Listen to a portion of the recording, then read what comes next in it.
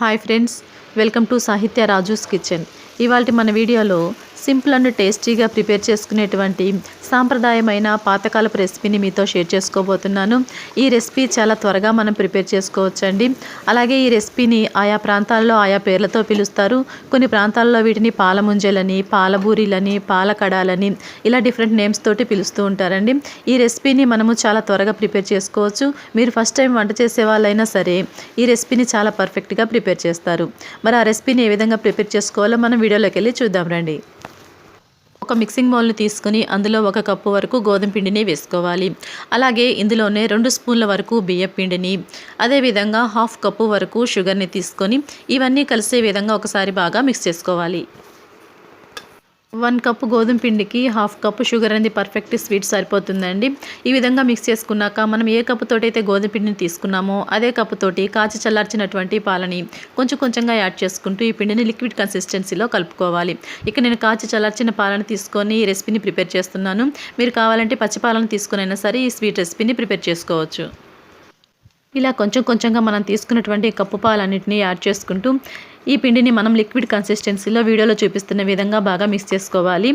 ఈ విధంగా మిక్స్ చేసుకున్నటువంటి పిండి బ్యాటర్లో మనం కొంచెం స్మెల్ కోసము 1/2 స్పూన్ వరకు యాలకుల పౌడర్ని వేసుకొని మరొకసారి మిక్స్ చేసుకున్నాక ఇప్పుడు ఈ బౌల్పై మూతని ఉంచి ఒక 10-15 నిమిషాల పాటు పక్కన పెట్టుకోవాలి. 15 నిమిషాల తర్వాత చూసినట్లయితే ఈ పిండి చూడండి, చక్కెర అనేది పూర్తిగా కరిగిపోయి మనకి ఇంతకుముందు ఉన్నటువంటి కన్సిస్టెన్సీ కన్నా ఇంకొంచెం లూజుగా వచ్చింది. ఇప్పుడు ఈ పిండి బ్యాటర్ని మనము దోశలు వేసుకునేటువంటి ఒక గుంట గరిట తీసుకొని కొంచెం కొంచెంగా పిండిని తీసుకుంటూ మనము ఈ స్వీట్ని ప్రిపేర్ చేసుకుందాము. స్టవ్ పై ఒక వెడల్పాటి ప్యాన్ పెట్టుకొని డీప్ ఫ్రైకి సరిపడా ఆయిల్ పోసుకొని ఆయిల్ హీట్ అయ్యాక మనం ముందుగా మిక్స్ చేసి పెట్టుకున్నటువంటి పిండి బ్యాటర్ని కొంచెం కొంచెంగా తీసుకుంటూ ఆయిల్లో ఒకే దగ్గర మనము డ్రాప్ చేయాలి. ఈ విధంగా ఒకే దగ్గర వేయటం వల్ల పిండి అనేది ఈవెన్గా స్ప్రెడ్ అయిపోయి మనకి మంచి రౌండ్ షేప్లో వస్తుంది. ఈ విధంగా మనం తీసుకున్నటువంటి ప్యాన్లో పట్టినన్ని ఒకదాని తర్వాత ఒకటి వేసుకున్నాక వీటిని వెంటనే కదపకుండా 1 నిమిషం పాటు ఫ్రై అయ్యాక మరొక వైపుకి మెల్లగా టర్న్ చేసుకోవాలి. మీడియం ఫ్లేమ్ మీద 2 వైపులా మంచి గోల్డెన్ బ్రౌన్ కలర్ వచ్చేంత వరకు ఫ్రై చేసుకున్నాక వీటిని ఒక్కొక్కటిగా తీసుకుంటూ ఒక ప్లేట్లోనికి వేసుకుందాము. చూడండి, ఈ స్వీట్ అనేవి మనకి ఆయిల్ని కూడా పీల్చవు. నొక్కి చూస్తున్నాను కదా, కొంచెం నొక్కి చూసినప్పుడు ఒక డ్రాప్ కూడా ఆయిల్ అనేది రాలేదు. ఈ స్వీట్ అనేది మనకి ఆయిల్ని పీల్చకుండా మంచిగా ఫ్రై అవుతాయి. అలాగే మనం మిగతా పిండి బ్యాటర్తో కూడా పూరీలని ప్రిపేర్ చేసుకుందాము. స్టవ్ మంటని హై ఫ్లేమ్ మీద పెట్టుకొని ఆయిల్ బాగా హీట్ అయ్యాక స్టవ్ మంటని మీడియం ఫ్లేమ్ మీదకి టర్న్ చేసుకుంటూ మనం ఒక్కొక్కటిగా ఈ పూరీలని వేసుకోవాలి.